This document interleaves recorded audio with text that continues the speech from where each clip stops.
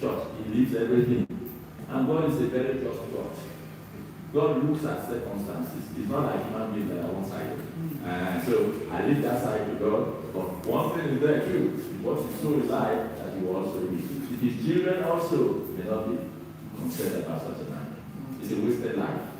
And we are called to advise people like that. Whenever we see them, there are consequences to this life. You're not taking care of your wife, you're not putting money that you are drinking, you are carrying women. Well, let's wait. And then the second one has to do with deceit. The Catholic Church has some of the strictest conditions in marriage and dissolubility of marriage. But when it comes to deceit, once it's established, the church says the marriage did not exist. It's an all. The meaning of it was it didn't take place. So the woman is free to go her way. They will investigate because deceit shouldn't be there. That's why they asked. They don't really know anything there. Once there is deceit there, the marriage didn't hold. Okay? So it's very, very important that people know. That's for my own perspective, and that's for the very strict church that I have that will tell you to hear it, that that's your cross. Deceit?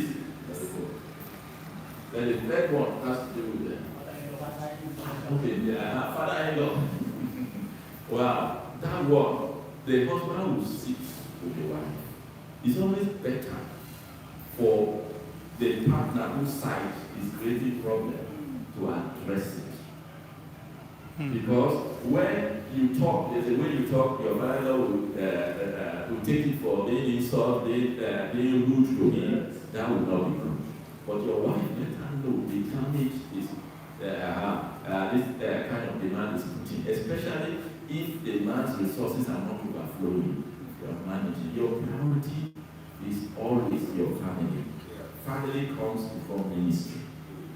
Family comes before ministry. That's why Paul said, look, for you to be a pastor, you must have a hope that's in good order. Your children are respectful. You are not wild, you are not fighting or this or that. Because look at the number of families represented here. And I'm talking to them. If my own family is not in good shape, what basis do I have? So everybody must make sure. That's why we are doing all this. Know how to handle all these things because they have consequences. And the consequences reverberate. Look at the girl that told the man, they are in the United States, so the man is pursuing his baby. I'm not ready to carry any load because her father did not play his role in the world. And that relation, and the man said, no, I'm not going to such a marriage. If this is what you want to live out in the marriage. Actually, nobody will walk into that. You do that, and you carry load all your life, everything on your own. So it's very important. The lady should be willing to do that. And you can coach, the man can coach the wife, present it this way. But let the man help to the best of his ability, but he shouldn't infringe on his own freedom. Actually, it will cause this problem, these needs. Get what I mean?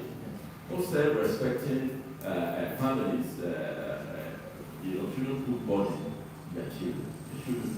Because today's children, they have mortgage to pay, whatever they are living overseas, and overseas, there's no freedom anywhere. So when you depend on your children, in fact, there is a case of a lady that refused to go overseas. Because the father said, when you go overseas, you send cars, I will send you there. But this is what you will do over there. The guy said no. Young lady, under 30, said, I'm not going overseas on this condition. I don't want your money. I'm just okay. I'll get married, I'll make it. Instead of going there, I'm working from morning to night because of the sending cars to go home for my father to make. Why did you make the money there if you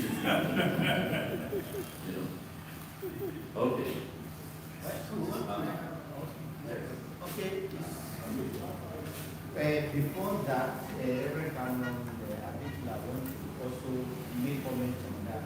But on the deceit, like what we did during our think-tank meeting, we discussed and we found out about cases of 3 or 4 young ladies who came to discover that the husband could not sexually perform. And on whatever basis, let's